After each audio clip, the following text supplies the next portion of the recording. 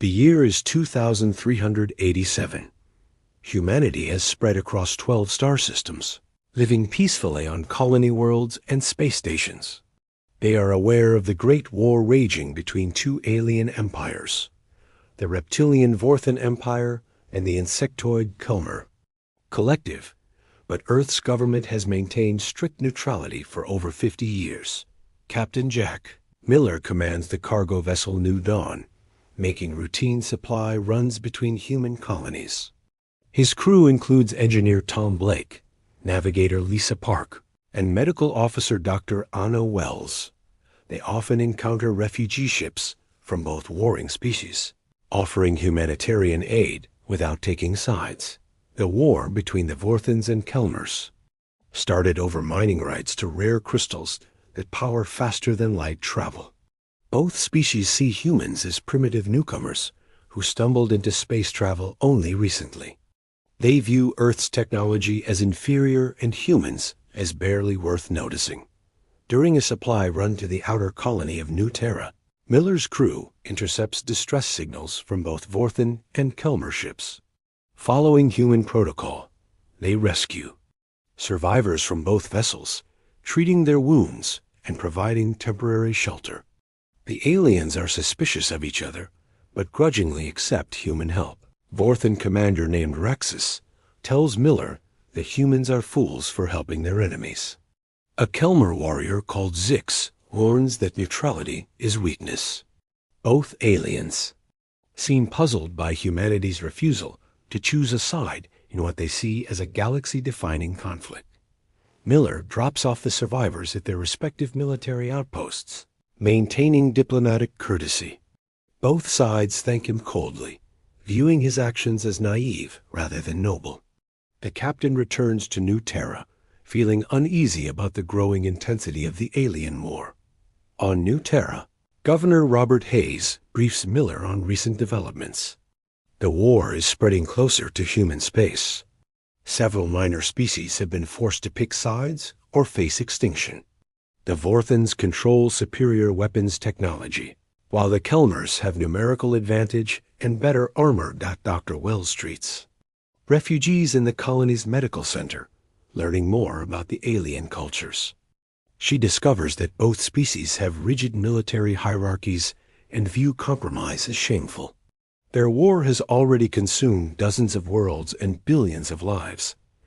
Tom Blake works on improving their ship's defensive systems. Worried about getting caught in crossfire, he installs better shields and backup power systems, knowing that human technology, while different, has some advantages the aliens haven't recognized. Lisa Park studies star charts, tracking the war's progression. She notices that both alien fleets are moving in patterns that will eventually squeeze human space between them. The neutral zone humanity has maintained is shrinking rapidly. As Miller prepares for another supply run, he receives encrypted messages from Earth's military command. Intelligence suggests that both alien empires are running low on resources and may start viewing human colonies as potential targets for raids or forced recruitment. The New Dawn departs New Terra with mixed feelings. Among the crew, they've helped many refugees, but wonder if their kindness is being mistaken for weakness. The aliens they've rescued rarely express genuine gratitude, often seeming annoyed by human customs and values. During the journey, they encounter a massive space battle between Vorthan dreadnoughts and Kelmer hive ships. A human vessel is too small to be noticed among the chaos of laser beams and missile explosions. Miller orders the crew to maintain minimal power and drift past the battlefield, silently watching the destruction. Dr. Wells comments that both species seem to prefer overwhelming force over tactical thinking. Tom observes that their weapons are powerful but inefficient, wasting enormous amounts of energy. Lisa notes that their formations are predictable and rigid. The battle ends with both fleets badly damaged and withdrawing. The New Dawn moves through the debris field, scanning for survivors. They find several escape pods from both sides and begin rescue operations.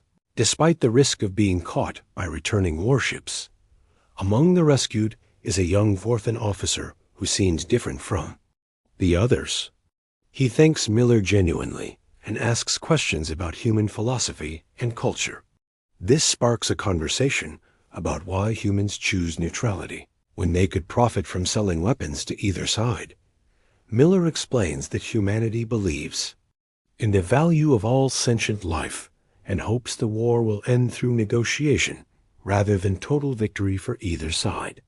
The Vorthan officer listens thoughtfully, but warns that his superiors and the Kelmer leadership view such thinking as dangerous weakness. As they approach the next human outpost, long-range sensors detect unusual activity. Both alien fleets are massing near human space for what appears to be a major offensive. The war that humanity has avoided for 50 years is about to arrive at their doorstep, whether they want it or not. The Emergency Council meeting on Earth brings together representatives from all 12 human colonies. Admiral Rebecca Stone presents the grim situation. Both alien empires have sent ultimatums demanding humanity choose a side within 7 days or face the consequences. The Vorthan Empire, led by War Master Thrak, offers humanity junior partnership in exchange for military support and access to human colony worlds as supply bases. They promise protection and shared technology, but the terms essentially make humanity a vassal state. The Kelmer Collective, controlled by Queen Mind Vex, proposes a similar arrangement with slightly better terms, but demands that humans adopt their hive mind communication system and surrender individual decision-making to collective consciousness. President Maria Santos reviews humanity's options with her advisors. Some suggest accepting the Vorthan deal, arguing their technology is superior. Others favor the Kelmers, believing their collective approach might bring peace. A few propose armed resistance, though human military forces are vastly outnumbered. Captain Miller testifies before the Council about his interactions with both species. He describes their rigid thinking, inability to compromise, and dismissive attitude toward human intelligence. His crew supports his assessment that both aliens view humans as tools rather than true allies. Dr. Wells presents her medical findings on alien physiology. Both species have evolved for warfare. Vorthans with natural armor and aggression, Kelmers with collective coordination and rapid reproduction. However, she notes that both lack human adaptability and creative problem-solving abilities. Tom Blake demonstrates human technological innovations that the aliens have overlooked. Human ships are more fuel efficient, their computers more flexible, and their manufacturing processes more adaptable. While not as powerful as alien technology, human systems are more reliable and easier to repair. Lisa Park shows tactical analyses of alien battle patterns. Both species fight according to strict doctrines with little improvisation. Their strategies are effective, but predictable. She suggests that human unpredictability might be more valuable than either side realizes. The debate grows heated as colonists argue for survival versus independence. New Terra's governor wants to accept Vorthan protection, while the mining colony at Kepler Station prefers Kelmer terms. Earth's population is split between those who fear extinction and those who refuse to surrender human freedom. Admiral Stone reveals classified intelligence. Both alien empires are weaker than they appear. The 50-year war has drained their resources and manpower. Their ultimatums to humanity are desperate attempts to gain fresh troops and supplies before facing each other in a final campaign. President Santos makes the historic decision. Humanity will reject both ultimatums and declare its intention to remain neutral while defending its territory. The announcement sends shockwaves through human space as colonies prepare for the worst. Both alien empires respond with fury. War Master Thrak calls humans ungrateful insects who will be crushed for their insolence. Queen Mind Vex declares humanity a cancer of individualism that must be removed from the galaxy. The The first attacks come within hours. Vorthan raiders hit the outer colonies, while Kelmer scouts probe human defenses. Both strikes are limited, testing humanity's response rather than attempting full conquest.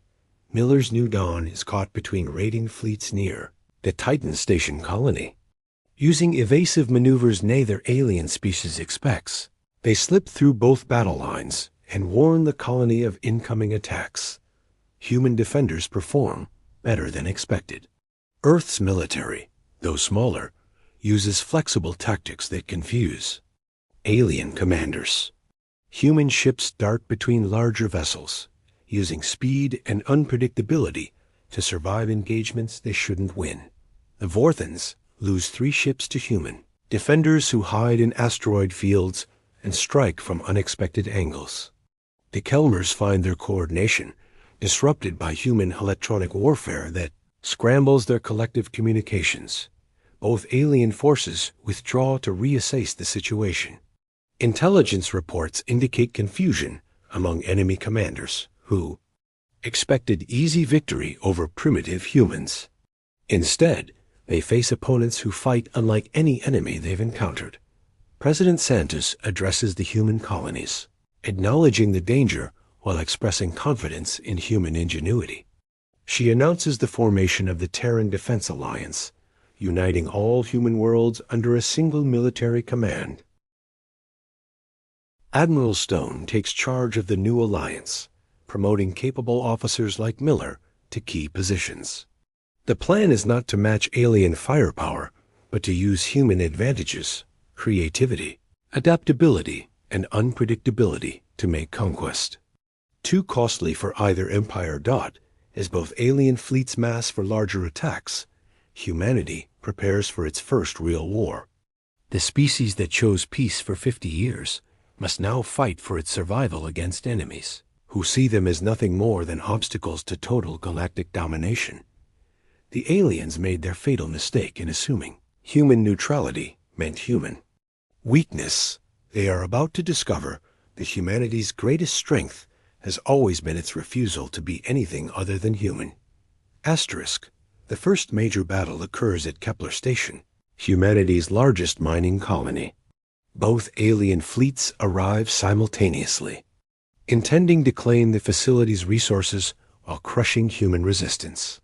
Neither empire coordinates with the other, each planning to eliminate humanity before resuming their own war. Admiral Stone commands the defense from the battleship Terra's Pride, leading a fleet of 30 human vessels against over 200 alien ships. The odds seem impossible, but Stone has studied both enemies carefully and prepared for this moment. Captain Miller leads a squadron of converted cargo ships, including his New Dawn, now equipped with experimental weapons designed by human engineers. These ships lack the firepower of alien dreadnoughts, but can maneuver in ways that confuse enemy targeting systems. The battle begins with typical alien tactics. Vorthan ships form rigid battle lines in advance with overwhelming firepower, while Kelman vessels swarm in coordinated waves. Both strategies have won countless victories against conventional opponents. Human forces respond with chaos. Ships break formation instantly, scattering in seemingly random patterns. Some vessels hide behind asteroids, while others accelerate toward the enemy at maximum speed. The aliens hesitate, unsure how to respond to such unpredictable behavior. Squadron attacks the Vorthan flank using a tactic called ghost dancing, appearing and vanishing, using the asteroid field's cover while striking at unexpected targets. The Vorthans try to counter with standard pursuit patterns, but human ships are already gone when the counterattack arrives. Meanwhile, Dr. Wells leads a medical team on a desperate mission. She's discovered that both alien species have biological weaknesses. Vorthans suffer from a specific frequency of sonic disruption, while Kelmers lose coordination when exposed to certain electromagnetic fields. Tom Blake implements these discoveries, modifying human weapons to exploit alien vulnerabilities. The results are dramatic.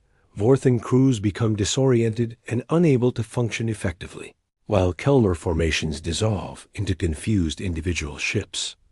The tide of battle shifts as alien commanders struggle to understand what's happening.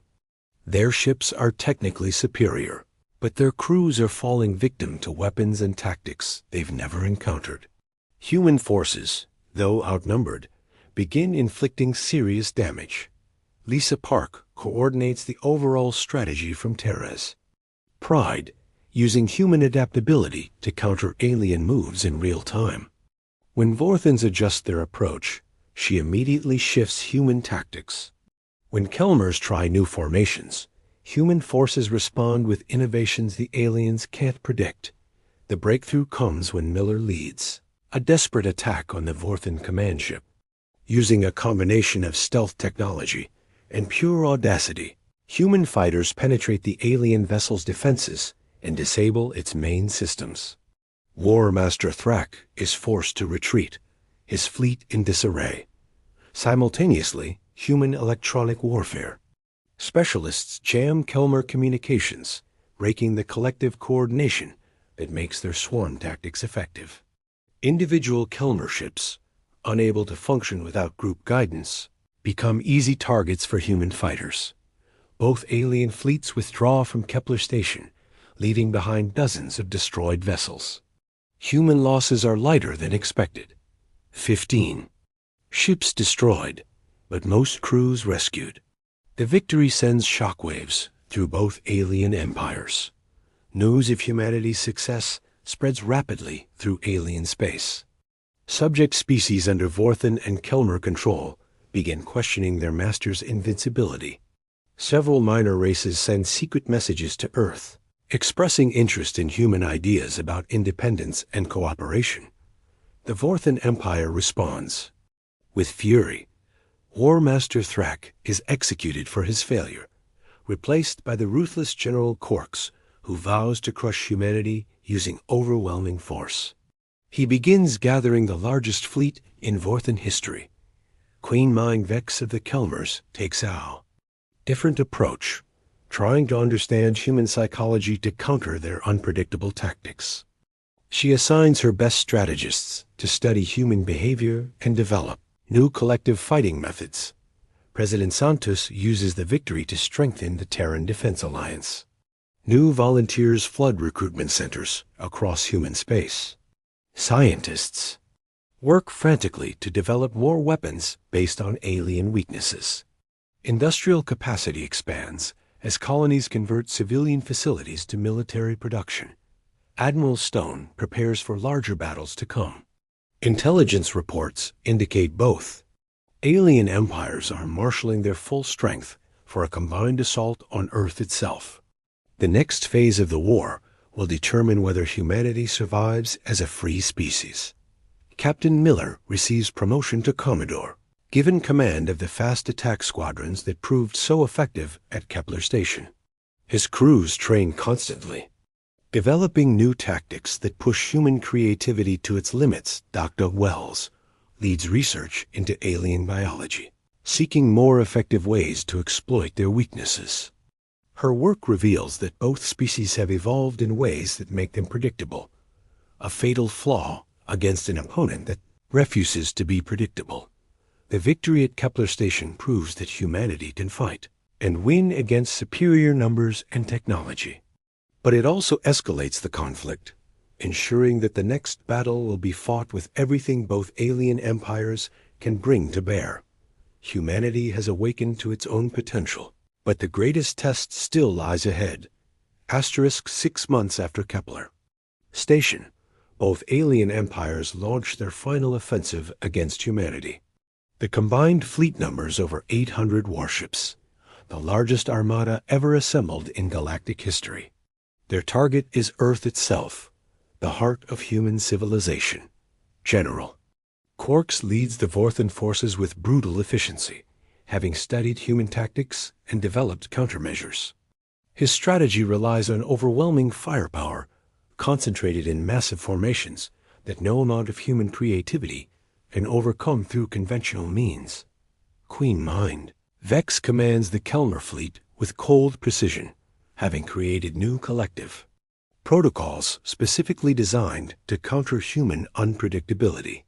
Her swarm tactics now include rapid adaptation algorithms that can respond to changing situations within seconds. Earth's orbital defenses activate as the alien armada approaches. Admiral Stone commands humanity's largest fleet from the super dreadnought New Earth, a vessel built using captured alien technology combined with human engineering innovations. Commodore Miller leads the fast attack wings from his new flagship. Storm Rider, accompanied by over 300 converted civilian vessels crewed by volunteers from across human space. Every human colony has sent ships to defend their homeworld. The aliens expect another chaotic human response, but Stone surprises them with disciplined formations and coordinated tactics. Humanity has learned from previous battles, combining their natural adaptability with strategic thinking that matches alien military doctrine. The first phase of the battle occurs beyond Neptune's orbit. Human forces engage the alien vanguard using conventional tactics, trading losses while gathering intelligence on enemy capabilities. Both alien commanders feel confident as their superior numbers begin telling Dr. Wells coordinates a secret weapon from her laboratory facility on Luna. Working with Tom Blake and the finest human engineers, she has developed a viral program that can disrupt both Vorthan computer systems and Kelmer collective networks simultaneously. Asterisk. Lisa Park leads a squadron of stealth ships toward the alien command vessels, carrying Wells' electronic virus. The mission requires precise timing and perfect execution. They must penetrate both enemy fleets and deliver the payload without being detected. The breakthrough comes when human forces suddenly shift from conventional tactics to pure chaos. Every ship breaks formation simultaneously, scattering in directions that seem random, but follow a complex pattern only human commanders understand. Miller's fast attack wings swarm through the alien formations like schools of fish striking at seemingly random targets. The attacks appear uncoordinated, but systematically target specific systems that Tom Blake has identified as critical vulnerabilities. General Corks tries to counter with concentrated firepower, but human ships refuse to stay in one place long enough for effective targeting. His massive dreadnoughts become liabilities as smaller human vessels dart between them, causing friendly fire incidents. Queen Mind Vex attempts to adapt her collective tactics, but Park's stealth ships successfully penetrate her fleet's defenses and upload Wells' virus into the Kelmer network. The collective consciousness begins fragmenting as individual ships lose connection with the hive mind. The virus spreads through both alien fleets simultaneously, creating confusion and system failures. Vorthan computers crash and restart randomly, while Kelmer ships drift aimlessly as their collective coordination collapses. Stone seizes the moment to launch humanity's main assault. The entire human fleet concentrates its fire on alien command. Ships, using precisely coordinated strikes to eliminate enemy leadership. Both General Corks and Queen Mind Vex are killed when their flagships are destroyed. Leaderless and confused, the alien armada begins to disintegrate. Some ships flee toward their home territories, while others surrender to human forces. A few vessels continue fighting independently, but without coordination, they are quickly overwhelmed. The battle for Earth ends in humanity's complete victory. Over 600 alien ships are destroyed or captured, while human losses remain relatively light. The defeat breaks both alien empires' ability to continue their war against humanity. President Santos broadcasts a message to the galaxy, offering peace to both alien species, while making clear that humanity will defend itself against any future aggression. The terms are generous but firm. Respect human independence or face continued resistance. The Vorthan Empire fragments into competing factions as military commanders fight for control. Without their war machine focused on external enemies, internal conflicts tear apart their civilization. Several Vorthan colonies declare independence and request human protection. The Kellner Collective faces similar collapse as the virus damage to their network creates permanent divisions in their hive mind. Multiple queen minds emerge, each controlling different portions of Kellner space and viewing the others as enemies. Minor species throughout the galaxy observe humanity's victory with amazement and hope. For the first time in centuries, the two greatest military powers have been defeated by a newcomer species that refuse to accept the galactic order. Commodore Miller reflects on humanity's transformation from peaceful traders to galactic power. The species that stayed out of war for 50 years has become the force that ended the greatest conflict in galactic history. 1 year after the Battle of Earth, the galaxy has transformed beyond recognition. The Great War between the Vorthan Empire and Kellner Collective has ended not in victory for either side, but in the rise of humanity as the dominant peacekeeping force. President Santos establishes the Galactic Cooperation Council with Earth as its headquarters. Representatives from dozens of species arrive to negotiate new treaties and trade agreements. The age of military conquest is ending, replaced by diplomatic cooperation and mutual benefit. Admiral Stone oversees the massive task of maintaining peace across hundreds of star systems. Human fleets patrol former war zones, protecting refugee convoys and preventing conflicts between fractured alien factions. The Terran Defense Alliance has evolved into a galaxy-wide peacekeeping force. Commodore Miller commands the exploration fleet that makes first contact with species emerging from hiding after decades of fear. His diplomatic skills, learned through years of maintaining neutrality, prove invaluable in establishing peaceful relations with civilizations that have never trusted military powers. The former Vorthan Empire has split into 7 independent republics, each seeking human mediation to resolve border disputes and resource conflicts. Many Vorthan worlds have adopted human-style democratic governments, abandoning their military hierarchies. Dr. Wells leads medical missions to war-torn worlds, treating victims of a long conflict while sharing human healing techniques with alien physicians. Her research into alien biology has created new treatments that save thousands of lives across multiple species. The Kellner Collective has fragmented into 12 separate hive minds, each developing unique cultures and approaches to governance. Some maintain traditional collective consciousness, while others experiment with individual identity concepts learned from human contact. Tom Blake heads the Galactic Reconstruction Project, combining human engineering with alien technology to rebuild worlds devastated by 50 years of warfare. His teams work alongside alien specialists, creating innovations that neither species could achieve alone. Lisa Park maps the new political landscape as dozens of minor species declare independence from their former overlords. The galactic maps she creates show a complex web of allied republics, democratic federations, and cooperative collectives, all guaranteed by human military protection. The economic transformation proves as dramatic as the political changes. Trade.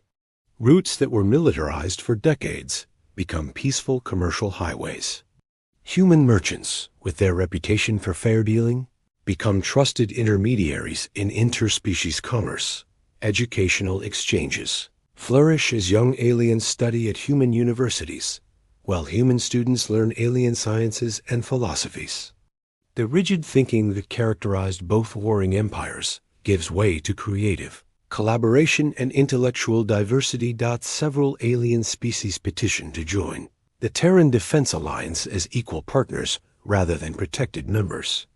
The Zanari, a previously enslaved species, become humanity's first full alien allies, contributing their natural telepathic abilities to diplomatic efforts.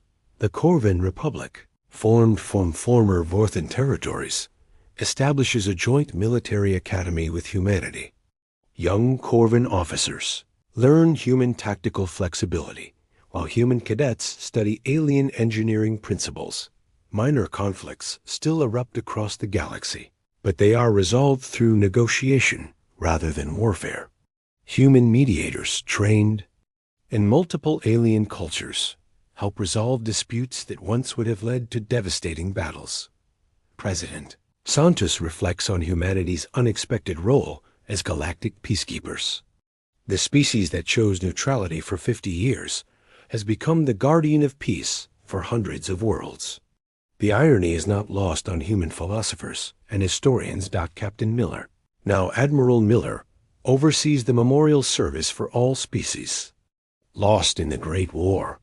Representatives from former enemies stand together, honoring their dead while pledging to prevent such conflicts in the future. Dr. Wells publishes her comprehensive study of interspecies cooperation, documenting how different biological and cultural traits can complement rather than conflict with each other. Her work becomes the foundation for galactic sociology. The New Dawn colony, established in neutral space, becomes the galaxy's first truly multi-species settlement. Humans, Vorthans, Kelmers, and dozens of other species live and work together, creating a model for future cooperation. Tom Blake's engineering teams complete the restoration of Kepler Station, transforming it from a battleground into a symbol of renewal.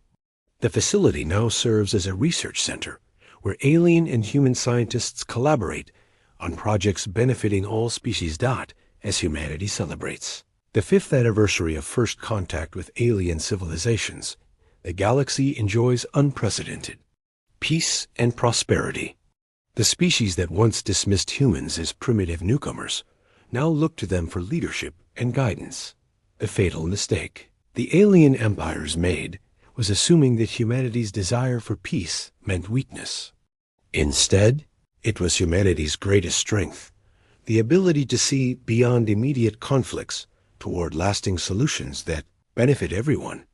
The war that was meant to determine galactic supremacy ended with no single victor, but with the emergence of a new age where cooperation replaces conquest and diversity becomes strength. Humanity didn't just survive the Great War, they transformed it into the foundation of a better galaxy. The new dawn has begun, and all species face the future as equals under the protection of those who chose peace over power. Asterisk.